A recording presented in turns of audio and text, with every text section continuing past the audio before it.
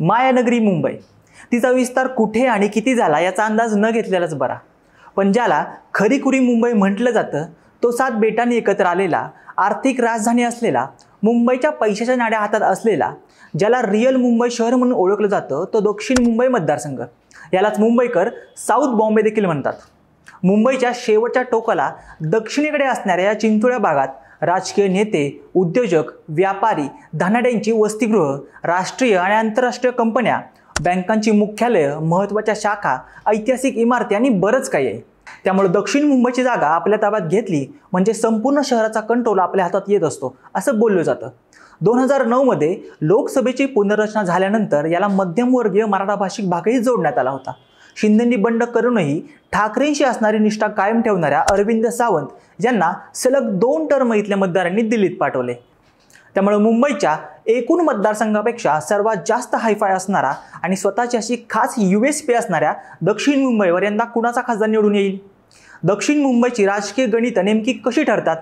या अशा सगळ्याच प्रश्नांची उत्तर जाणून घेणार आहोत लोकसभेची बेरीज वजाबाकी या विशेष सिरीजमध्ये. नमस्कार, मी ओमकार आणि तुम्ही पाहताय हॅलो महाराष्ट्र.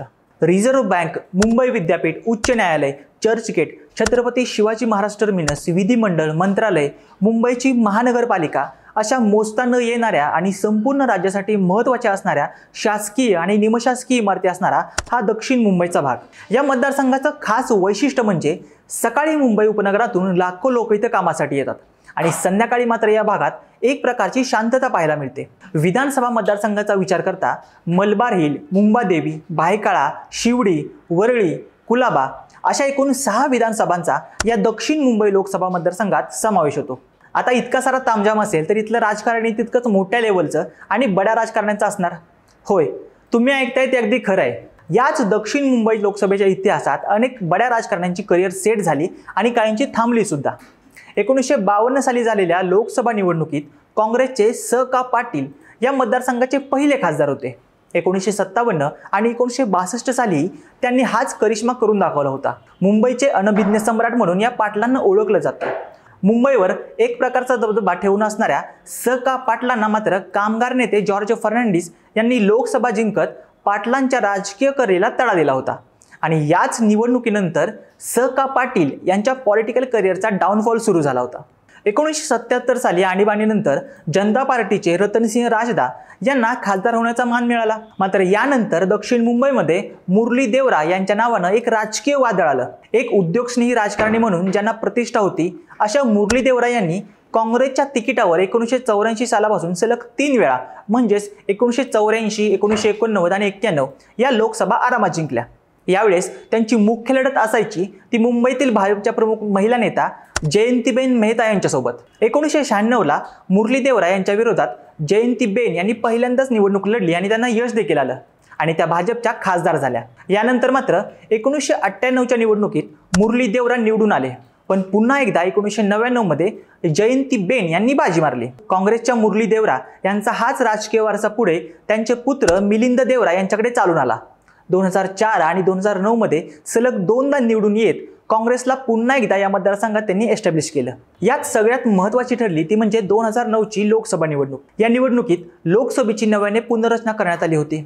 यावेळेस दक्षिण मुंबई मतदारसंघाला झगमगाट आणि हाय प्रोफाईल असणाऱ्या भागासोबतच वरळी, शिवडी, लालबाग परळ हा शिवसेनेच्या पाठीशी असणारा मराठा बहुल भाग जोडला गेला होता. त्यामुळे मताची होणारी गोळाबेरीज पाहता या मतदारसंघातून भाजपपेक्षा शिवसेनेनं निवडणूक लढवणं जास्त रास्त होतं आणि झालंही तसंच. 2009 मध्ये काँग्रेसच्या तगड्या मिलिंद देवरा यांच्या विरोधात उत्तर मध्य मुंबईमधून खासदार असणाऱ्या मोहन रावळे यांना 2009ला दक्षिण मुंबईमधून शिवसेनेनं मैदानात उतरवलं. शिवसेना निवडून येण्याची शक्यता जास्त असल्याने इथं मनसे फॅक्टरनं गेम उलटवला. 2009 मध्ये मनसेने बाळा नांदगावकर यांना या जागेवरून तिकीट दिलं. त्यामुळे झालेल्या तिरंगी लढतीत मिलिंद देवरा हे विजयी झाले. विशेष म्हणजे शिवसेनेचा उमेदवार हा 3ऱ्या नंबरला फेकला जाऊन बाळा नांदगावकर हे 2ऱ्या स्थानी होते. अर्थातच मतविभाजनाचा फटका हा शिवसेनेला बसला होता. पण या सगळ्याचा पुरेपूर वचपा पक्षाने 2004च्या निवडणुकीत घेतला. अरविंद सावंत या आपल्या विश्वासू माणसाला ठाकरेंनी दक्षिण मुंबईची जबाबदारी दिली आणि आपल्या पहिल्याच निवडणुकीत त्यांनी मिलिंद देवरा यांना मोठ्या लीडनं पराभूत केलं. हाच निकाल 2019लाही रिपीट झाला आणि शिवसेना या मतदारसंघात फिट होऊन दुसरीकडे काँग्रेसमधील मातब्बार मिलिंद देवरा यांच्यासाठी मात्र राजकारणाची सारी गणितं फिसकटली। Cut to 2024। देवरा यांनी काँग्रेसशी आपल्या कुटुंबाशी असणारे 55 वर्षाचे संबंध तोडून शिवसेना शिंदे गटात प्रवेश केला आणि काँग्रेसचा तुल्यबळ उमेदवारच पक्षाच्या हातून निसटला। दुसरीकडे राष्ट्रवादीचा या मतदारसंघाशी काहीही संबंध येत नाही, त्यामुळे विद्यमान खासदार अरविंद सावंत यांनाच या मतदारसंघातून तिकीट मिळण्याचे चान्सेस जास्त होते। झालंही तसंच। ठाकरेंनी आपल्या या हक्काच्या शिलेदारावर पुन्हा एकदा दक्षिण मुंबईच्या खासदारकीची धुरा सोपवली। तर दुसऱ्या बाजूला शिंदे गटाकडे मिलिंद देवरा असले तरी देखील त्यांना राज्यसभेवर पाठवण्यात आल्यानं उरलेल्या पर्यायांपैकी एकही उमेदवार तगडी फाईट देऊ शकत नाही। त्यामुळे भाजपने फारशी रिस्क न घेता हा मतदारसंघ आपल्याकडे घेण्यासाठी आता शोधाशोध करायला सुरुवात केली। आता या सगळ्या गोंधळामध्ये पहिले नाव येतं ते म्हणजे शिवसेना आणि राष्ट्रवादीच्या फुटीनंतर राजकारणात फोकसमध्ये आलेले भाजपचे कुलाब्याचे आमदार आणि विधानसभा अध्यक्ष राहुल नार्वेकर यांचं। राहुल नार्वेकर यांना निवडणुकीसाठी तयार राहण्याचं आधीच सांगितलं गेले। दक्षिण मुंबईत कुलाबा आणि कुलाबाच्या बाहेरही त्यांचे मोठमोठाले होर्डिंग्स अप्रत्यक्षपणे त्यांच्या उमेदवारीवरच शिक्कामोर्तब करत असल्याचं अनेक जाणकार सांगतायत। भाजपकडे दुसरा पर्याय आहे तो म्हणजे भाजपचे विद्यमान मंत्री आणि मलबार हिलचे आमदार मंगत प्रभात लोढा यांचा।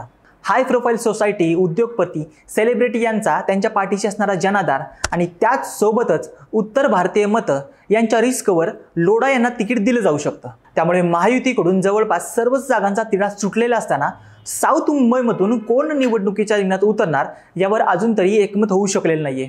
तर दुसरीकडे पक्षीय बलाबलाचा विचार केला तर मलबार हिरमधून भाजपचे मंगत प्रभात लोढा, कुलाब्यातून भाजपचे राहुल नार्वेकर, भायखळामधून शिवसेनेच्या तिकिटावर निवडून आलेल्या मात्र सध्या शिंदे गटात असणाऱ्या यामिनी जाधव, मुंबादेवीतून काँग्रेसचे अमीन पटेल, शिवडीमधून ठाकरे गटाचे अजय चौधरी आणि वरळीमधून स्वतः आदित्य ठाकरे विद्यमान आमदार आहेत। त्यामुळे ठाकरे गटाकडे 2, शिंदे गटाकडे 1, भाजपकडे 2 आणि काँग्रेसकडे 1 अशी सध्या दक्षिण मुंबईची परिस्थिती आहे। या सगळ्यामध्ये ठाकरेंसाठी हा मतदारसंघ अत्यंत प्रतिष्ठेचा असणार आहे, कारण याच मतदारसंघातून आदित्य ठाकरे वरळीचं प्रतिनिधित्व करतायत। त्यामुळे जर का ही जागा शिवसेनेच्या हातातून निसटली तर त्याचा वाईट परिणाम आदित्य ठाकरे यांच्या इमेजवर आणि एकूणच विधानसभा निवडणुकांवर होऊ शकतो। त्यामुळे काही केल्या दक्षिण मुंबई जिंकायचीच यासाठी महाविकास आघाडी आणि ठाकरे गट युद्ध पातळीवर तयारी लागलेला दिसतोय। तर दुसरीकडे भाजप समोर सर्वात महत्त्वाचं आव्हान असणार आहे तो म्हणजे मराठा उमेदवार आणण्याचं। मतदारसंघाची नव्याने पुनर्रचना झाल्यानंतर दक्षिण मुंबईला पारंपरिक शिवसेनेचा असणारा मराठा बहुल भाग जोडण्यात आलाय। त्यामुळे इथलं मतदान फिरवण्यासाठी भाजपला काहीतरी पॉलिटिकल गेम खेळावा लागेल। त्यामुळे आपण अंदाज बांधला तसा राहुल नार्वेकर वर्सेस अरविंद सावंत अशी लढत आपल्याला पाहायला मिळेल का?